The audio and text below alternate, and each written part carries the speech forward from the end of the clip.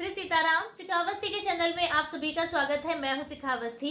आज का मेरा वीडियो अश्विन मास के शुक्ल पक्ष की एकादशी से संबंधित है। आज इस वीडियो में हम जानेंगे पापांकुशा एकादशी का व्रत कब किया जाएगा, एकादशी तिथि कब प्रारंभ होगी, कब पूर्ण होगी, व्रत का पारण कब करना है और पूजा विधि क्या है, भगवान को भोग हमें आज के दिन क्या लगाना चाहिए, एकादशी वाले दिन हमें कौन से विशेष कार्य करने चाहिए। तो पापांकुशा एकादशी व्रत से संबंधित बहुत सारी महत्वपूर्ण बातें आज आपको इस वीडियो के माध्यम से प्राप्त होंगी।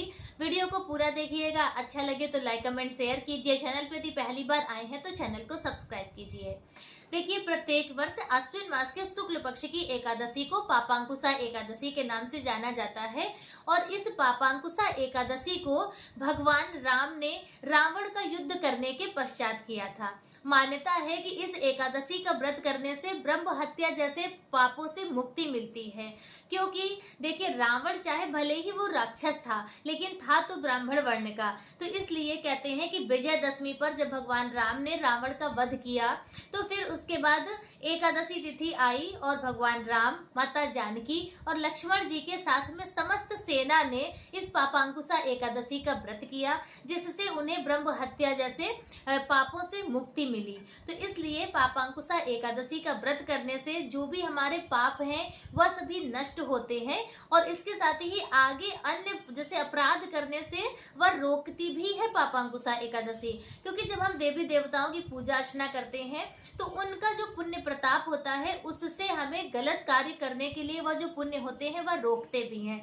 तो पापांकुशा एकादशी का व्रत बहुत ही ज्यादा महत्वपूर्ण है और इस व्रत को सभी को जरूर करना चाहिए। और इसके साथ ही इसी व्रत से कार्तिक स्नान भी प्रारंभ हो जाता है, क्योंकि जो कार्तिक स्नान होता है तो देखिए 2 तिथियां होती हैं। बहुत से लोग एकादशी से प्रारंभ करते हैं और बहुत से लोग शरद पूर्णिमा से एक जो कार्तिक स्नान है वह प्रारंभ करते हैं। तो जो लोग एकादशी से व्रत अपना कार्तिक स्नान प्रारंभ करते हैं तो वह इसी पापांकुशा एकादशी से ही कार्तिक स्नान प्रारंभ करते हैं। कार्तिक स्नान से संबंधित और भी हमारे वीडियोस आपके इसी चैनल पे आपको प्राप्त होंगे, तो वह भी जरूर देखिएगा। तो अब बात करें पापांकुशा एकादशी की, तो वर्ष 2025 में पापांकुशा एकादशी का व्रत 3 अक्टूबर 2025 दिन शुक्रवार को रखा जाएगा। तो एकादशी तिथि प्रारंभ हो जाएगी 2 अक्टूबर को गुरुवार के दिन शाम को 7:10 से और एकादशी तिथि पूर्ण होगी 3 अक्टूबर की शाम 6:30 पर। तो उदय तिथि का मान रखते हुए पापांकुशा एकादशी का व्रत 3 अक्टूबर को मनाया जाएगा। इसी दिन आपको एकादशी व्रत करना है और एकादशी के जो भी नियम है उनका पालन करना है। तो चलिए जान लेते हैं कि एकादशी की पूजा विधि क्या है। देखिए, एकादशी के व्रत में 3 दिनों का नियम होता है, दशमी, एकादशी और द्वादशी। दशमी वाले दिन आपको चावल, बैंगन, मसूर की दाल, लहसुन, प्याज इत्यादि वस्तुओं का त्याग करना होता है। शुद्ध सात्विक भोजन करते हैं। भोजन भी आपको सूर्यास्त के पहले कर लेना है। सूर्यास्त के बाद अन्न का सेवन नहीं करना चाहिए। यदि आप करते हैं तो आपको फलाहार लेना है और उसके साथ ही भूमि शयन करते हैं, पूर्ण ब्रह्मचर्य का पालन करते हैं। एकादशी वाले दिन सुबह आपको सूर्योदय से पूर्व स्नान करना है। स्नान के बाद आप अपने मंदिर में अपनी एकादशी व्रत करने का संकल्प लीजिए। उसके बाद आप सूर्य भगवान को जल अर्पित करें, तुलसी माता की पूजा करें। याद रखिएगा, तुलसी माता भी निर्जल एकादशी का व्रत करती हैं, इसलिए तुलसी माता को जल नहीं चढ़ाया जाता है। आप उनके पास दीप दान करें, उनकी परिक्रमा करें और उसके साथ ही आप वहां पे नाम जाप इत्यादि कर सकते हैं। तो तुलसी माता की पूजा के बाद फिर आप लक्ष्मी नारायण भगवान की विधिवत पूजा अर्चना करेंगे, क्योंकि जो एकादशी तिथि है वह नारायण भगवान की बहुत ही प्रिय तिथि है और एकादशी तिथि पूर्ण रूप से लक्ष्मी नारायण भगवान को ही समर्पित है। इस दिन लक्ष्मी नारायण भगवान की ही पूजा अर्चना होती है। तो लक्ष्मी नारायण भगवान की आपको विधिवत पूजा अर्चना करनी है। भगवान का पंचामृत अभिषेक करें, चंदन टीका करें, भगवान को पीले पुष्प अर्पित करें, लक्ष्मी माता की पूजा करें, उन्हें लाल रंग की वस्तुएं अर्पित करें और उसके साथ ही पापांकुशा एकादशी के दिन भगवान को गुड़ का भोग लगाना चाहिए। कहते हैं कि गुड़ का भोग से भगवान भगवान बहुत ज़्यादा प्रसन्न होते हैं, बहुत ही प्रिय है भगवान को गुड़। और इसके साथ ही गुड़ का दान करने से एकादशी वाले दिन या अन्य दिनों में भी यदि आप गुड़ का दान करते हैं तो इससे मधुर वाणी प्राप्त होती है और कहते हैं रूप सौंदर्य भी प्राप्त होता है। तो इस दिन आपको गुड़ का भोग लगाना है।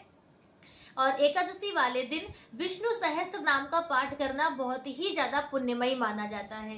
तो आप विष्णु सहस्त्र नाम का पाठ करें। यदि आप विष्णु सहस्त्र नाम का पाठ नहीं कर सकते हैं तो आप मोबाइल में चलाकर सुन भी सकते हैं। सुनने से भी हमें वही पुण्यफल प्राप्त होता है जो स्वयं पाठ करने से प्राप्त होता है।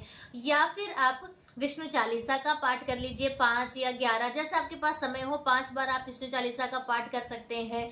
और इसके साथ ही जो राम रामेति रामेति रमे रामे मनोरमे सहस्त्र नाम तातुल्यम राम नाम वरानने, तो इसका भी आप पाठ कर सकते हैं। यह आप इसका जैसे 11 बार आप पढ़ लीजिए, 21 बार पढ़ लीजिए, तो इससे भी आपको विष्णु सहस्त्र नाम पाठ करने का ही पुण्यफल प्राप्त होता है। तो इस तरह से आप भगवान विष्णु की आराधना करें, माता लक्ष्मी की चालीसा का पाठ करें।